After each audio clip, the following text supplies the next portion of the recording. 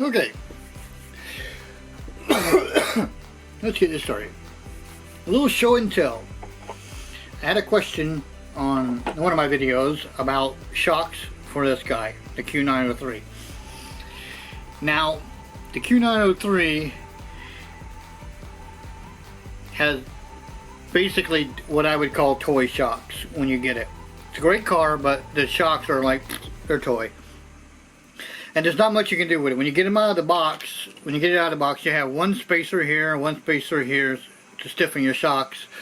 You got two back here to do the same thing to stiffen the shocks. However, it doesn't really stiffen the shocks. There's just no other way of putting it. They're still pretty soft. Now there is out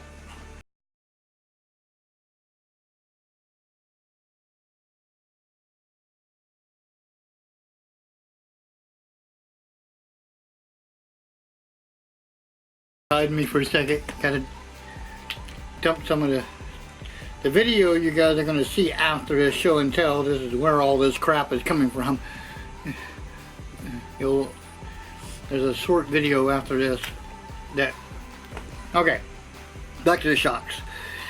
So you can buy an upgrade oil field, and I'll put a link to them in the description below. You can buy oil field ones for this. If you don't want to spend the money on those, or let's say you do spend the money on those, but you got to wait until next Christmas to get them because they got to come from China. But you want the shocks to be stiffer, like these are here. There is a way to do that with these toy shocks. You simply take and pop right here. You pop that off. You just take a flathead screwdriver, stick it behind it, and pop it right off. Bring the shock up, straight up like this, and then take the base off so you can pull the spring off. Very simple, not very complicated. When you pull the spring off, then take the spring by both ends like this, and then just simply stretch it. You can, and make sure you stretch each one, the left and right, equally. Now, and you stretch them. Now basically what you do when you stretch that spring is it's like you're putting a bigger spring on here. Now what that does is it gives you more shock. But the good thing about this, I know some people will say, but why can't you just go get more spacers and put on here and put spacers in like that? You know, put more spacers in there. You could, but unfortunately, what a lot of people don't realize is when you add spacers to these shocks, you compress the spring. And by compressing the spring, yeah, you're going to get a firmer ride, but you actually, your shock has no shock absorbing capabilities after a while. You'll lose that. You don't want that. By stretching the spring, you're doing the same thing, except for the shock can still compress. So it can still act as a shock. So that's one way of doing it. Other ways, like I said, you can get the oil filled ones if you want to get them.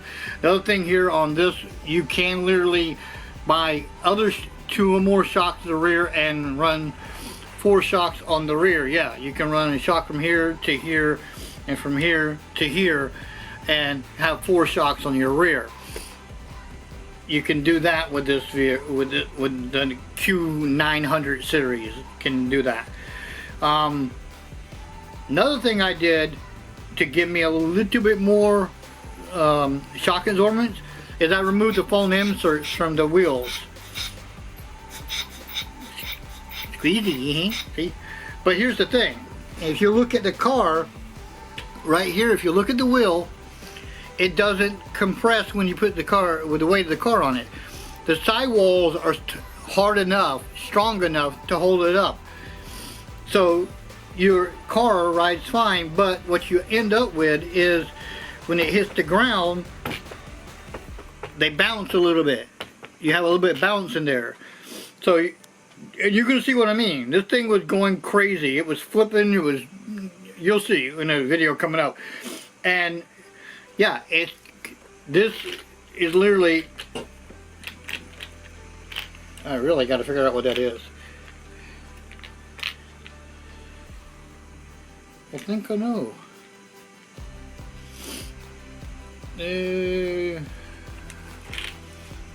Okay. No, okay, maybe I don't know.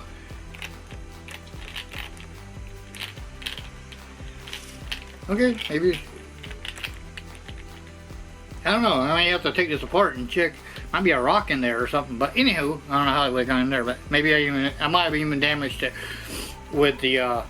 Because when you see in the video, this thing literally took a pounding. It literally.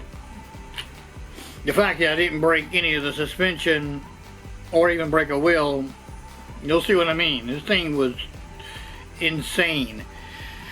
But yeah, that's your. Like I said, I don't see the need for the foam on this car because, and by doing what I've done by stretching the springs and everything, now watch the car.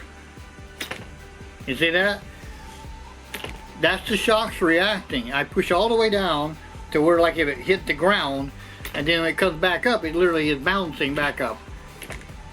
That is, and a lot of people say don't want that, but I mean, I would drive it for my car to bounce, you know, have the flexibility to go up and down like so, than to be so solid that when it hits the ground, all that energy is going to go right up your up here, right into this, and you're going to end up breaking this. I'm not joking. Watch, if you don't believe me, watch a lot of YouTube videos where people have broken their shock towers, and it's because they have their shocks so hard, so firm, that when the car hits the ground, there's no compression in the shock. The shock is not acting as a shock. It's just basically like a steel rod there, and all that energy goes right into the tower, and the tower snaps. It's just physics. I mean, literally, that's what's going to happen. I mean, it's basic physics. You don't want that. That's the reason why they built shock absorbers, so they didn't happen. And if you make them too stiff by putting spacers or screwing them down, if you got those kind, or filling them full of oil and all that stuff with the oiled ones, you're probably going to end up breaking a shock tower. And when you see this video, you'll see what this thing went through. And see, my shock towers, they're fine. They're intact. But I can almost guarantee you, if I'd have had these things spacered out instead of stretching the springs, I'd have broke my shock towers. And so, there you go. So, I'll let you guys see the video now, and hey, tell me what you think in the comments. I'll see you later.